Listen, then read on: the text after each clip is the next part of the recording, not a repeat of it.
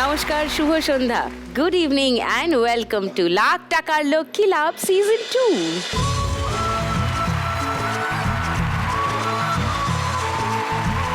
আজকে দারুণ সব মা লক্ষ্মীরা আসছেন আমার সঙ্গে খেলতে, ডেকে নিই তাদেরকে, তারপর তাদের সঙ্গে আলাপ করব। ওকে, প্লিজ ওয়েলকাম।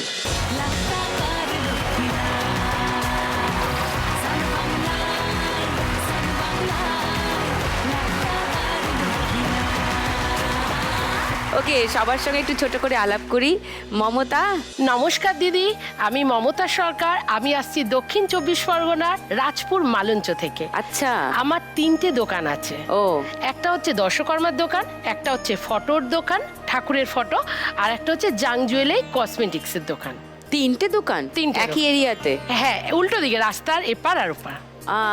তুমি একা একাই সব সামলাও? একাই সামলাই, কিন্তু সকালের দিকটা বাবা কিছুটা সামলায়, আর বিকেলের দিকটা দর্শকর্মাটা মা সামলায়। দারুণ ব্যাপার। হ্যাঁ, 3 দোকানের দোকানি মালিক।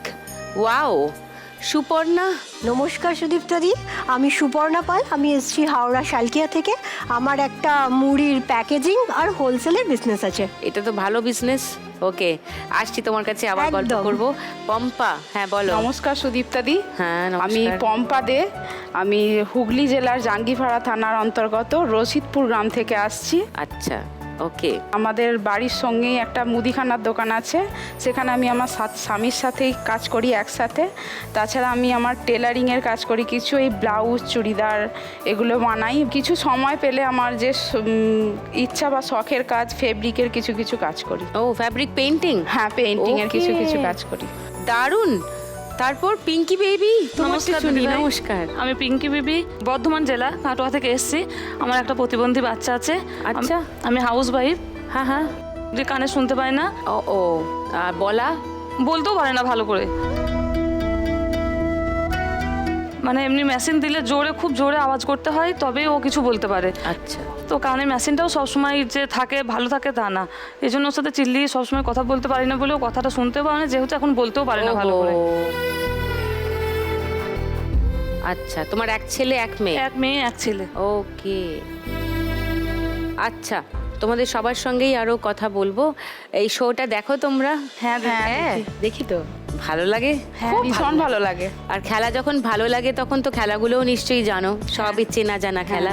চলো, ফার্স্ট রাউন্ডে আজকে ওদের নিয়ে খেলি নোট দিয়ে যায় চেনা। খেলা শুরু করবার আগে মমতার কাছে আরেকবার আসি। 3খানা দোকান, কতদিন ধরে চালাচ্ছ এটা? খুব ছোট বয়সে আমার বিয়ে হয়ে যায়, ক্লাস 8-এ তখন আমি পড়ি। হ্যাঁ।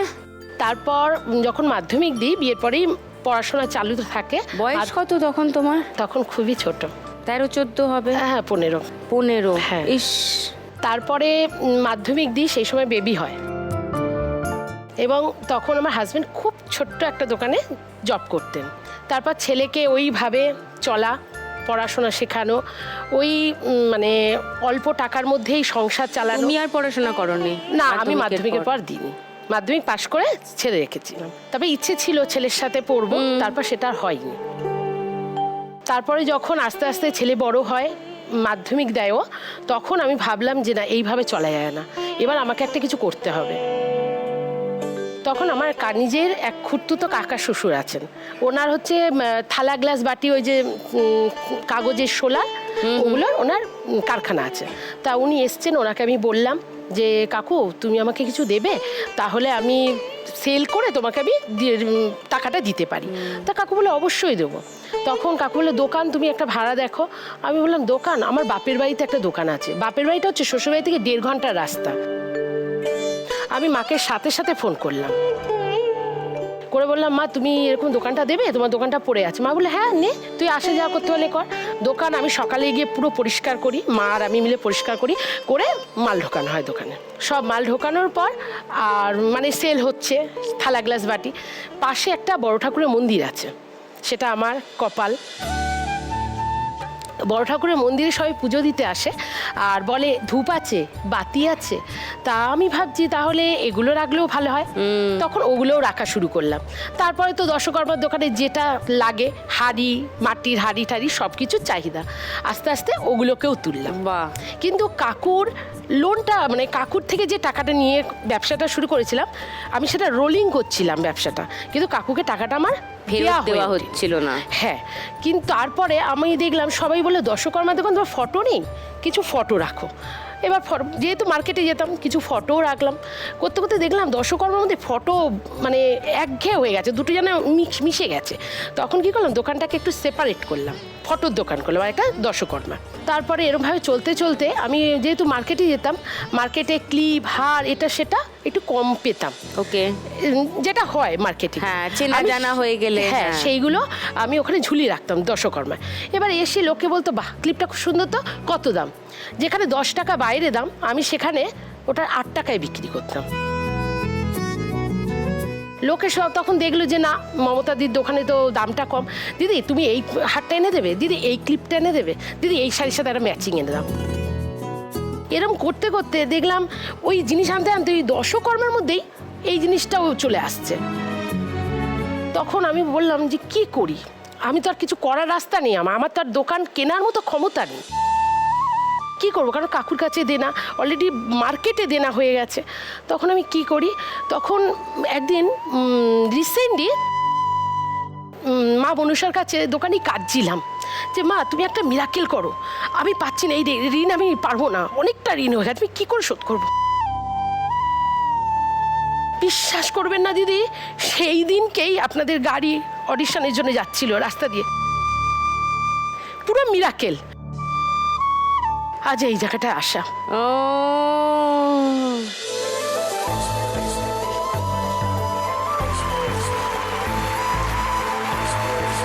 এদিকে এসো, মমতার দোকানের ছবি দেখাই সবাইকে, এখানে এসো একটু।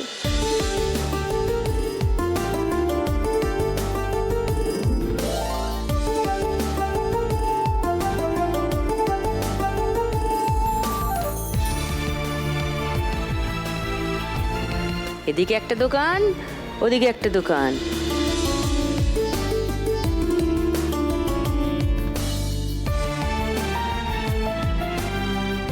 এটা দর্শকর্মার দোকান, ওটা ফটোর দোকান, ওটা ছবির দোকান। আচ্ছা, তুমি আজ 1 লাখ টাকা পেলে, তাহলে লোন রিপে করবে কিছুটা, তাদেরকে দিয়ে আমি অন্তত কিছুটা মাথা হালকা হব। ওকে, চলো তোমার সঙ্গে খেলে নি তাহলে ফার্স্ট রাউন্ডটা। এসো মমতা, তোমার 1 মিনিট সময় শুরু এখন। না, ওটা 500 নয়, এটা অনেক ছোট ছিল, দেখে দেখে খেলো।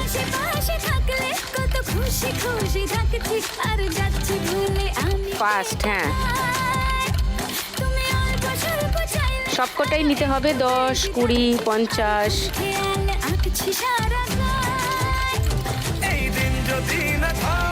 এটা বড় আছে, বড় আছে, মাথা ঠান্ডা করে খেলো, নাহলে সব ভুল হবে। না, মোটেই না, একদমই সব 500 নয়। কত খুশি খুশি থাকছি আর যাচ্ছি ভুলে আমি কে কোথায়। এটা একটু বড় আছে। 53 সেকেন্ডে খেলা শেষ। 1720 তোমার স্কোর ফার্স্ট রাউন্ডে। সুপর্ণার কাছে আসি। তোমার এই প্যাকিং এবং Supply। বিক্রি করা, সাপ্লাই করা, এইটা কতদিনের তোমার ব্যবসা? এটা 2020 সাল থেকে।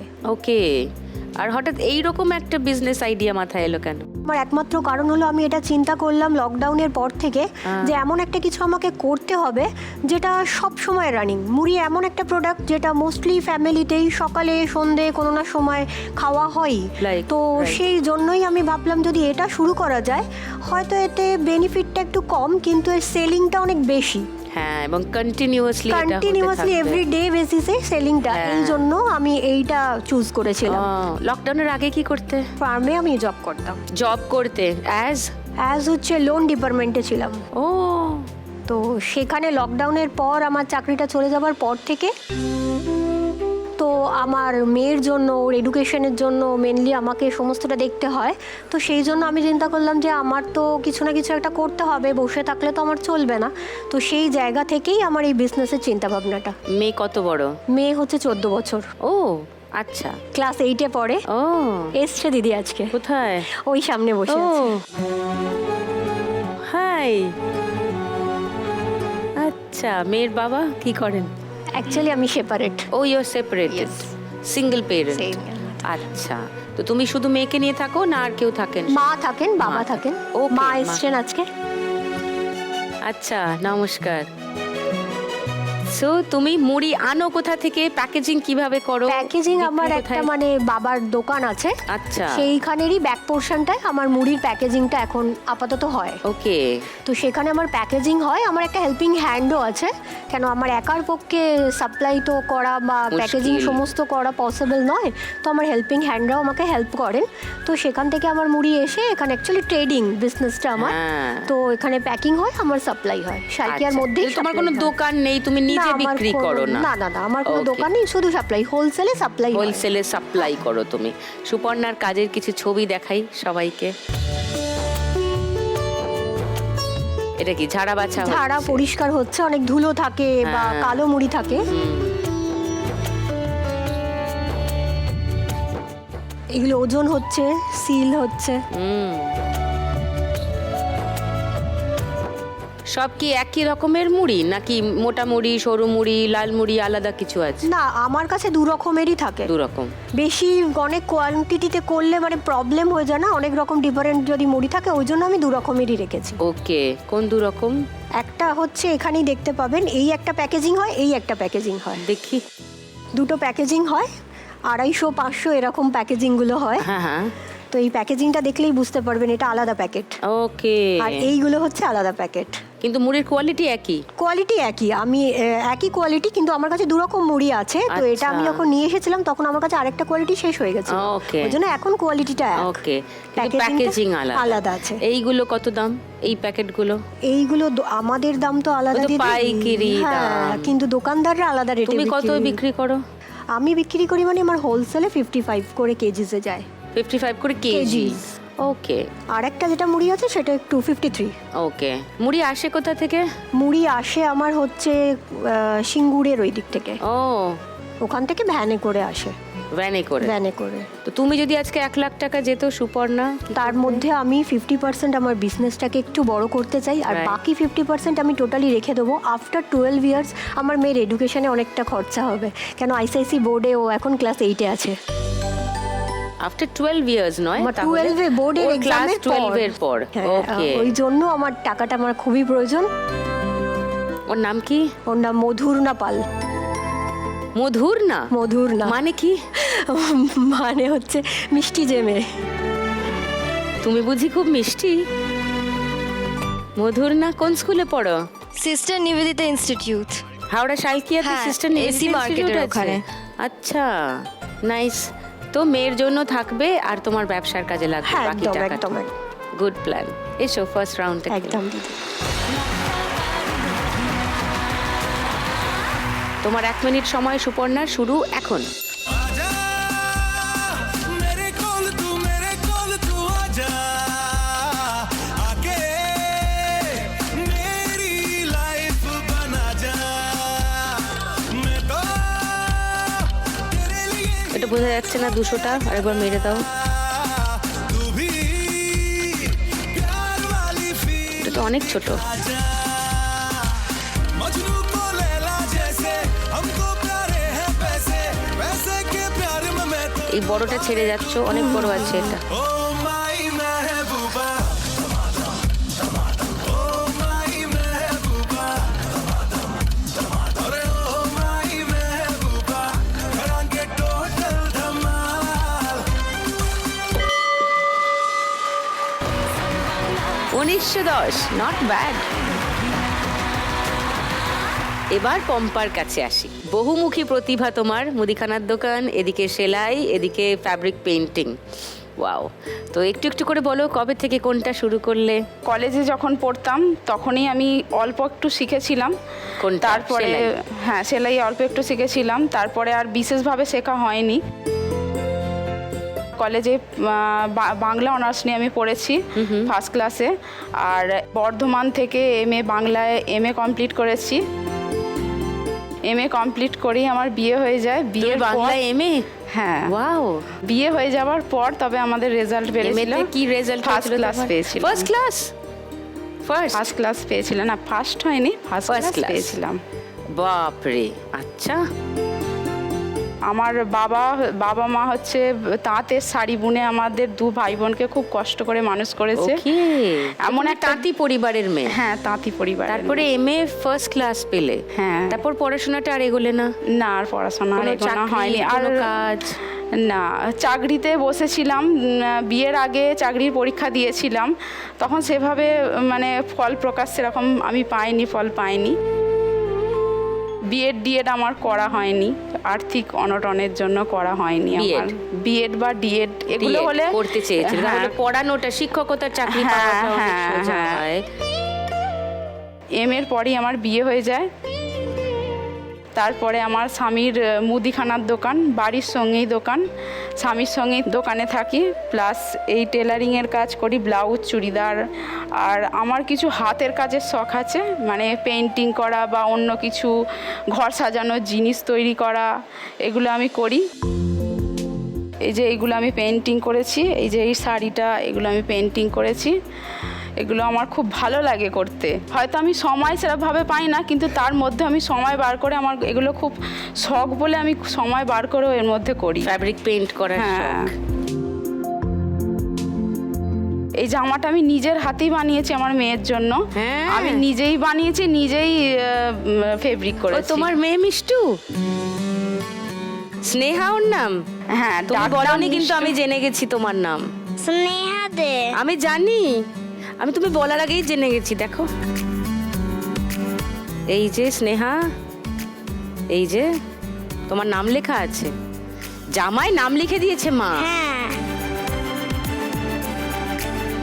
কি সুন্দর, এটা তুমি পড়বে? হ্যাঁ, হ্যাঁ, আর আমি তোমার ওইটা পড়তে চাই। ওইটা দিয়ে দেবো। কি দিয়ে দেবে? হেয়ার ব্যান্ড দিয়ে দেবে তো? ঠিক তো? আমার অনেক আছে। আমার একটা গোলাপিও আছে। ও রিয়েলি? আই ওয়ান্ট দ্যাট গোলাপি, প্লিজ। বাড়িতে কে আছে এখন? মাতাজি। হ্যাঁ, মাতাজি। মাতাজি? মাতাজি কে? মাতাজি, আমি মাতা, আমার গুরুমা। আমার ওটা কথাটা না বললে, ওনার কথা না বললে আমার কথা অসম্পূর্ণ থেকে যায়। আমার মাতাজির জন্যই আজকে আমার সব কিছু, আমি এই যে কাজ করি বা আমি যে মনের স্পিরিট পাই, সোশ্যাল মিডিয়ায় পোস্ট মানে সার্চ করলেই পাওয়া যাবে, সহযোগী বা মা নির্মলা মাতাজি, এটা করলেই পাওয়া যাবে। ওনার অনেক কিছু, ওনাকে আমি যখনই কোনো বিপদে পড়ি ওনাকে স্মরণ করি। আমি অনেক বিপদ থেকে রক্ষা পেয়েছি। আচ্ছা, খুব সুন্দর লাগছে দেখতে শাড়িটা, ভেরি নাইস। এইগুলো করে তুমি বিক্রি করো? হ্যাঁ, আমাকে কাপড়টা দিয়েছে একজন। আচ্ছা, আমি তুমি তার তাকে শাড়িতে ডিজাইনটা করে দিচ্ছ। তাকে দেব। বাহ, তিনি তো শাড়িটা দেখে নিলেন টিভিতে। হ্যাঁ, ভেরি নাইস, খুব সুন্দর। তুমি তো খুবই গুণী। আর এটা আমি আপনার জন্য এনেছি। ও, নিজের হাতে এঁকে। তুমি এঁকেছো? হ্যাঁ, এটা আমি ও এঁকেছি। মা, অসামান্য, খুব সুন্দর। Thank you so much Pampa. তুমি যদি আজকে 1 লাখ টাকা পাও, কি করবে? 1 লাখ টাকা পেলে আমাদের যে দোকানটা আছে সেই বিজনেসটা বাড়াতে চাই। ও, আর আমাদের এই দোকানটা কি পাওয়া যায়? সব মুদিখানার সব পাওয়া হ্যাঁ, যায়? সব কিছু পাওয়া যায়। আর Okay. দোকানটা অনেক দিন ধরেই টিনের চালের ছিল, খুব কষ্ট হতো আমাদের দোকানটা থাকতে গরমে। এর আগের বছর খুব কষ্টে আমরা দোকানটা ঢালাই দিয়েছি, এখনো ভিতরের কাজ অনেকটা মানে অসম্পূর্ণ রয়ে গেছে, সেগুলো একটু কমপ্লিট করতে চাই কিছু টাকা দিয়ে। রেনোভেশনটা কমপ্লিট হ্যাঁ, করতে হ্যাঁ। চাও। হোক দুটোই, সেটাই চাইবো। চলো ফার্স্ট রাউন্ডটা খেলি, এসো। তোমার 1 মিনিট সময় শুরু এখন। তোকে নিয়ে হ্যাঁ, এটা একদম ছোট ভালো আছে, করে একদম মাথা ছোট ঠান্ডা আছে, করে দেখে একদম করো। আর অন্য কিছুর মোড়ে নেই। এটা তার থেকে একটু বড়। তোকে নিয়ে ঘুরতে যাবো 100 বৃন্দাবন। আমি আর অন্য কিছুর মুড়ে নেই এখন কোন সে লগনে হবি তুই কোনে তোকা হয়ে যাবি একলা জীবনে ও মা ভালো করে দেখে খেলো আরে বাবা রে অম্মা ভালো করে দেখো স্নেহা বলে দিয়েছে তাড়াতাড়ি করো তাড়াতাড়ি, হ্যাঁ সত্যি তাড়াতাড়ি করতে হবে, অত ভাবনা চিন্তার টাইম নেই। এটা একদম পুচকে।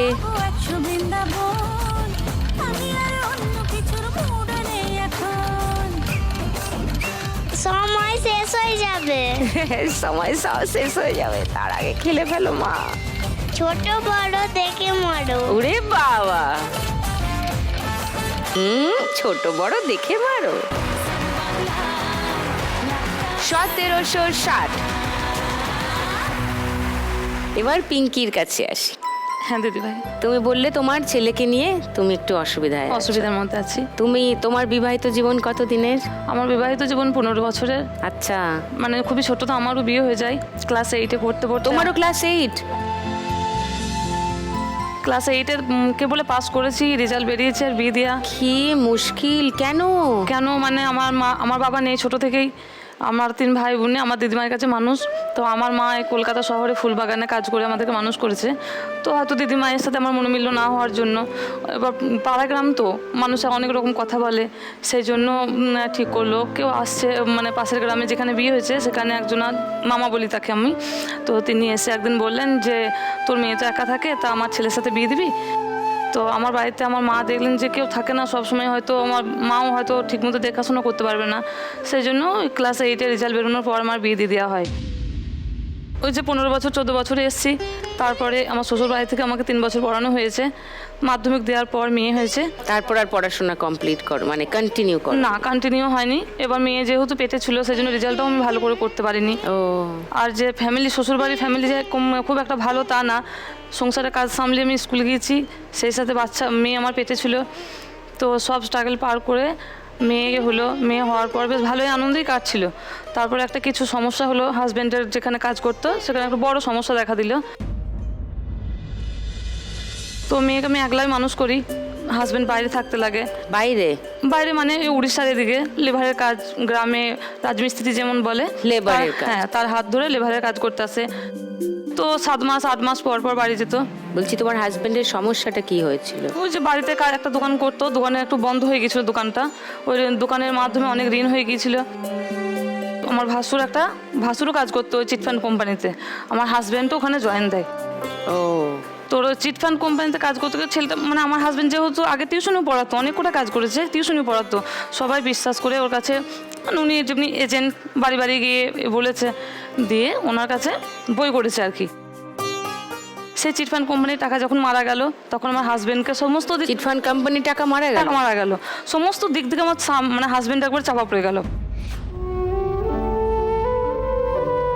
মানে গ্রামে যারা পলিসি করেছে তারা এসে টাকা চাইছে, কিছু মানে একটু কোদাল ধরা ক্ষমতা সে করতো না, শুধু টিউশনি পড়াইতো, কোনো সময় দোকানে বসতো, সব দিকে চাপা পড়ে গেল।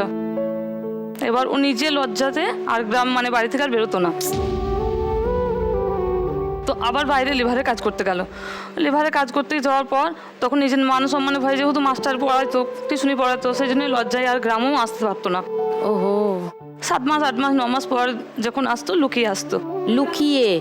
হায় হায় হায়। হ্যাঁ, লোকে সাহস দিত, ভাইরা আছে আমার শ্বশুর আছে সাহস দিত, কিন্তু ও সাহসটা সেটা পেতো না, মান সম্মানের ভয়। ও 5 বছর 6 বছর পার হয়ে গেল, তারপরে আমার ছেলে আবার আমার পেটে এলো। তখনও পাড়াপড়শির কথা যে কি এরকম ঋণের মধ্যে পড়ে আছে, আবার বাচ্চা নেবে। আমরা ভাবনা চিন্তা করলাম যে যা হোক করে আমাকে ঋণটা শোধ করতে হবে। তো যার সাথে কাজে গিয়েছিল, যা ইনকাম হয় আমি অর্ধেকের হাফ রাখি আর আমি ঋণ দেনা শোধ করতে থাকি। এমন করতে করতে আমার প্রায় 3-4 লাখ টাকা 10 বছর লেগে গেল এমনি শোধ করতে। তো এভাবে চলতে চলতে তারপর ছেলে যখন 1.5 বছরের বয়স, তখন ছেলের কানের প্রবলেম ধরা দিল, কথা বলতে পারছে না, ভালো করে বসতে পারছে না। তখন আমরা ডাক্তার দেখালাম কাটোয়াতে, তো কাটোয়া ডাক্তারে বর্ধমানে ট্রান্সফার করলো, বর্ধমান থেকে কলকাতা বনহুগলিতে ট্রান্সফার করলো, যে তোমরা ওখানে চিকিৎসা করো, সরকারি হসপিটাল, তোমাদের পয়সা করি নাই, তোমরা ওখানে চিকিৎসা করতে পারো। তারপরে এখানে 1 বছর ট্রিটমেন্ট করার পর ওনারা বললেন যে উনি কানে মানে বাচ্চাটা কানে শুনতেই পাবেন না একবারে।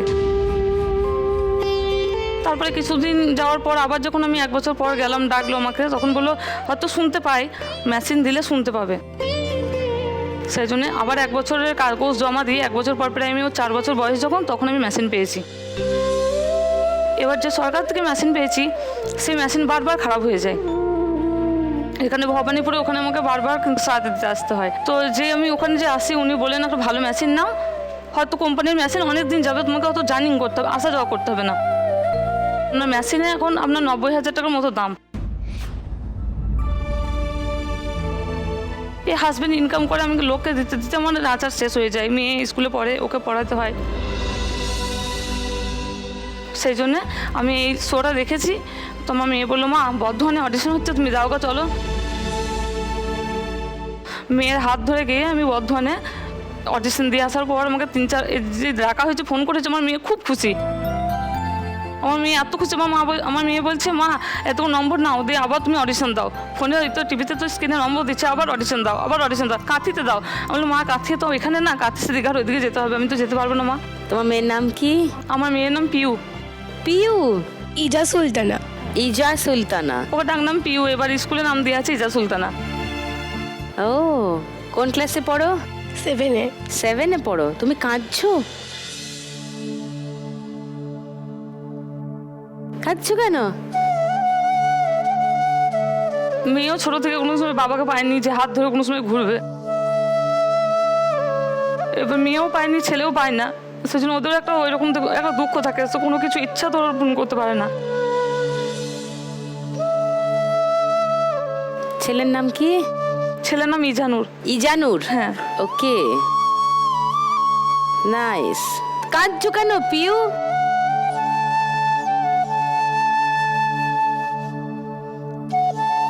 তুমি তো চেয়েছিলে না মা এখানে আসুক? আমার মেয়ে বলছে, তুমি যাও মা, তুমি হারো যেত, আমার কোনো ইয়ে নাই, আমার শুধু আমি খালি বলতে পারবো লোকের কাছে যে আমার মা গিয়ে খেলা করেছে দিদির কাছে।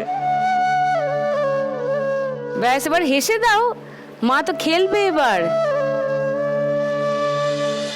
বলে দাও, মা অল দ্য বেস্ট, ভালো করে খেলো। মা অল দ্য বেস্ট। ইয়া, আর ভাইয়ের দেখভাল করো তো তুমি। Good girl. আর কে এসে তোমার বাড়ি থেকে? আমার মা এসছে, এখানেই থাকে আমার মা। মা কোথায়? ও আচ্ছা, নমস্কার। নমস্কার। আর ভাই এসছে, ভাইও এসে? ভাই মামাই তো ভাই এসছে। ওকে, নমস্কার। তাহলে 1 লাখ টাকা পেলে আমি আমার ছেলের ইজানুরের কানের মেশিনটা হবে। হ্যাঁ, 90,000 টাকা ওতেই যাবে। ওর থেকে 1,20,30,000 মতো আছে। হ্যাঁ, আরো বেটার কোয়ালিটি আছে, বেটার, বেশি দাম। এবার আমরা যখন বলেছিলাম, তো ওনারা বলেছেন 90,000 টাকাটা নাও, এটা বেটার। কিন্তু আমরা এদিক থেকে ওদিক থেকে কোনো রকম করে ব্যবস্থা করতে পারছিলাম না। এবার আমি ব্যবস্থা করতে গেলে আমার অনেকটা টাইম লেগে যাবে, ছেলেরা মিনিমাম 8 বছর বয়স হয়ে গিয়েছে। চলো আমরা খেলি ফার্স্ট রাউন্ডটা। এসো।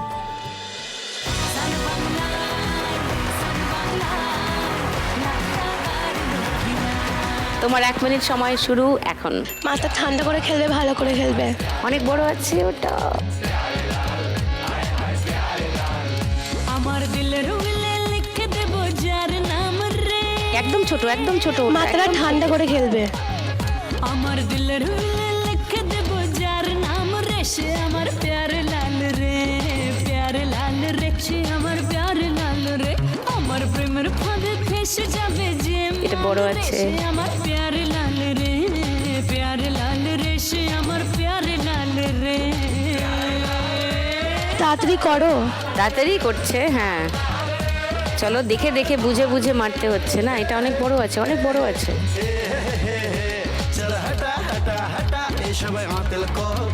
দিদির কথাগুলো শুনবে। বলছে দিদির কথাগুলো শুনবে। এটা বেশ বড়। এটা ছোটর দিকে। যে আমার রূপের নজর বেশি দেবে রূপিয়া। ও, 3টে বাকি থেকে গেছে।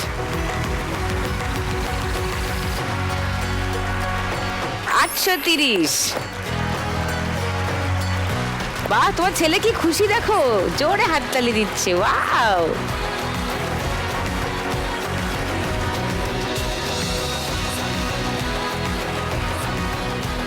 পরের রাউন্ডে যাই, গানের রাউন্ড শুরু করি গানে গানে লক্ষ্মী লাভ।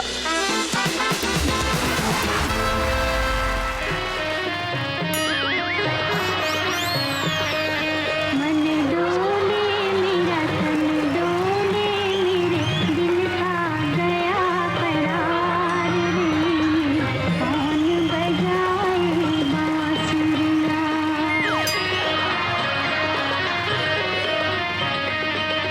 मन डोले मेरा तन डोले मेरे दिल का गया करार रे कौन बजाए बांसुरिया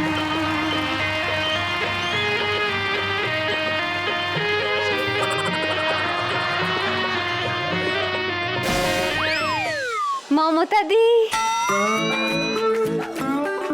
মা মনসা আবার দুধ পাঠিয়ে দিয়েছে।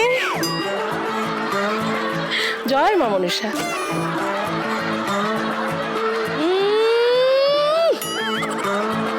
কানটা ধরে মুলে দেবো। দিদি আমি লাউ ডগা, দেখো রংটা দেখো।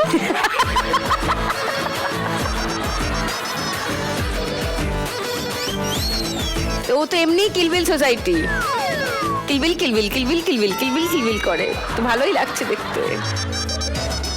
মানিয়েছে, এতদিনে একটা পার্টি তো থাঙ্কু মানিয়ে। থাঙ্কু। আবার থাঙ্কু। দিদি আমার কত পরিচয় বেরোচ্ছে বলে এক এক দিনে। কি পরিচয়? টুনি ছিলাম, মা মনসার দুধ হলাম, তাও তো তোমরা জানো না আমার আরো দুটো নাম আছে। হ্যাঁ সত্যি, হা করছে দেখো। আমাকে ভালোবেসে অনেকে আজকাল স্নেহা বলে ডাকে। ওহো, হ্যাঁ, আর যারা বেশি ভালোবাসে তারা তো মিষ্টি বলে ডাকে। কিন্তু এই নামগুলো এখনো প্রচার হয়নি, তো আমার মনে হচ্ছে এই নামগুলো আমাকে জামায় লিখে ঘুরে বেড়াতে হবে। তুমি কি শুনলে স্নেহা ও কি বললো? তোমার নিজের নাম লেখা কোনো জামা আছে গো? হ্যাঁ ওই তো মায়ের কাছে, ও ওটা তো আমার। ওইটা আমার ছোট হয়ে গেছে। She has no interest. তাহলে আমার ঠিকই হয়ে যাবে। তো তুই ভাবছিলি ওকে কাঁদাবি, ওকে ওর উপর অত্যাচার করবি, তুই পারলি না। কোথায় গো জামাটা? বাহ দিদি দেখো কি সুন্দর মানাচ্ছে না? একদম একদম কারেক্ট আছে। আমরা একটু অপেক্ষা করছি, তুই এটা পড়ে আয়।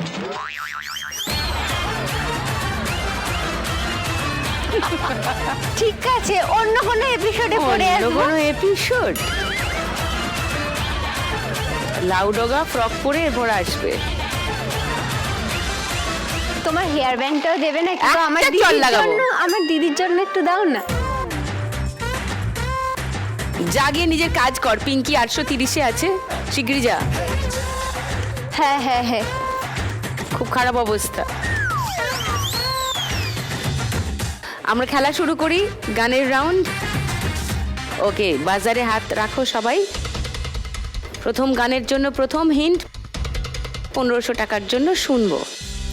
আমি তোমার সেবার দাসী,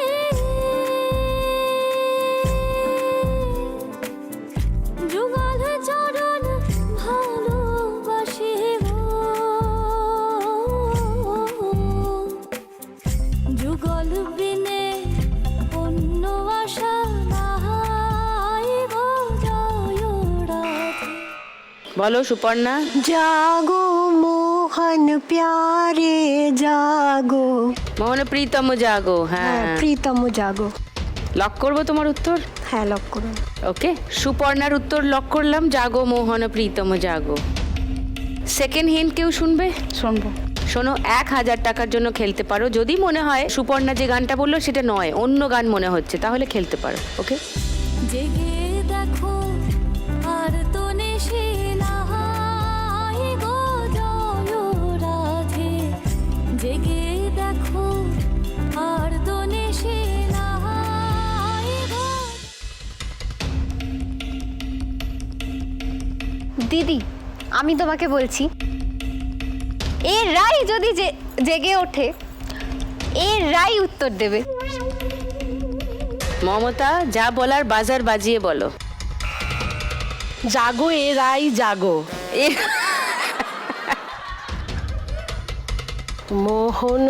মোহনও তো অলরেডি বলেছে। দিদি মোহন বাগান আছে, তুমি ওটা বাদ দাও, তুমি ওই রাই নিয়ে বলো। ফিটে আসছে, মুখে আসছে না গানটা। শুটটা করো। গানটাই তো মনে করতে পারছে না। ও বাজার বাজিয়েছিল কিন্তু আমি কোনো কংক্রিট উত্তর পাইনি। পম্পা পিঙ্কি এখনো খেলতে পারো, থার্ড হিন্ট শুনবে নাকি না? চিনতে পারছো না গানটা, চিনতে পারছো না। থার্ড হিন্টটা শুনে নাও, না পারলে খেলবে না।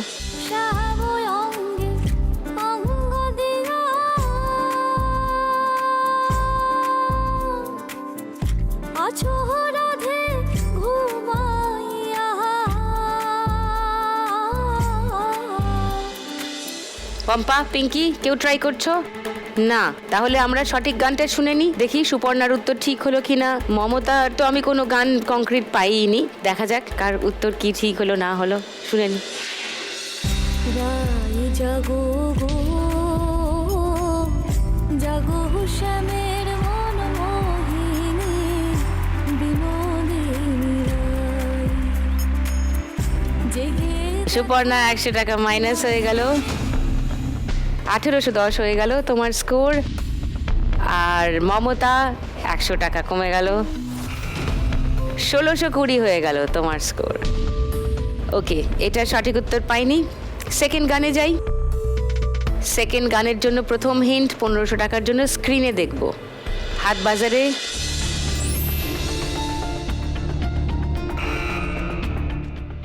বলো পম্পা। পৃথিবী বদলে গেছে, যা দেখি নতুন লাগে, তুমি আমি একই আছি, দুজনে যাচ্ছিলাম আগে।